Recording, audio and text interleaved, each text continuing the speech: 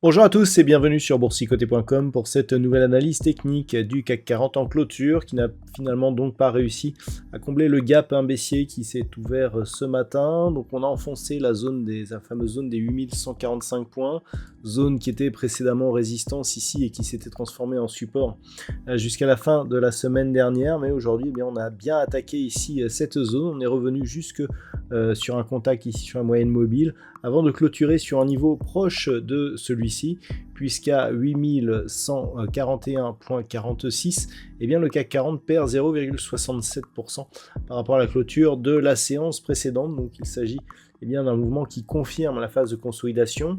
On est pour l'instant sur un mouvement qui reste haussier, puisque nous avons ici un contact bol supérieur, nouveau record historique ici, suivi d'une phase de consolidation qui vient trouver donc les moyennes mobiles, mais celles-ci agissent toujours comme niveau de support. Au niveau des indicateurs techniques, on est toujours dans une dynamique de consolidation au sens des histogrammes du MACD.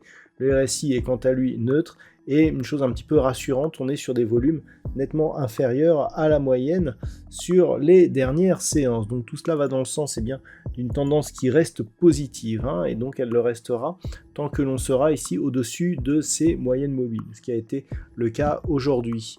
Au niveau du palmarès des valeurs, nous avons quelques belles hausses aujourd'hui, malgré la baisse ambiance, comme Dassault Systèmes qui gagne 1,66%, ou Sanofi plus 0,94%. Derrière, Michelin, Capgemini ou Veolia sont sur des hausses inférieures.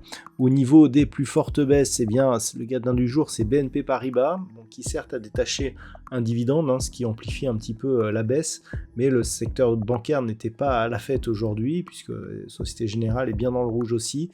ST Micro donc perd 2,62%, Téléperformance moins 2,19%. Derrière, Pernod Ricard, Accor Hôtel ou Société Générale donc sont sur des pertes entre 1,4 et 2%. Donc on le voit, un marché marqué par un mouvement baissier, mais qui pour l'instant n'est pas très inquiétant. Comme je vous l'indiquais à l'instant, on est ici sur une impulsion qui a permis d'ailleurs ici à une bougie de s'inscrire totalement à l'extérieur des bandes de Bollinger.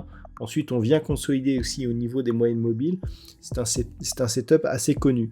Maintenant, l'enjeu sera de voir demain notamment si on a ici cette moyenne mobile qui cède ou pas.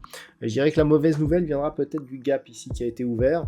On était sur un rebond technique donc hier, malgré les très faibles volumes liés au fait que c'était un jour férié. Le fait que l'on casse cette petite dynamique haussière pour venir s'inscrire sur un gap et inscrire un nouveau plus bas significatif n'est pas du tout un bon signe.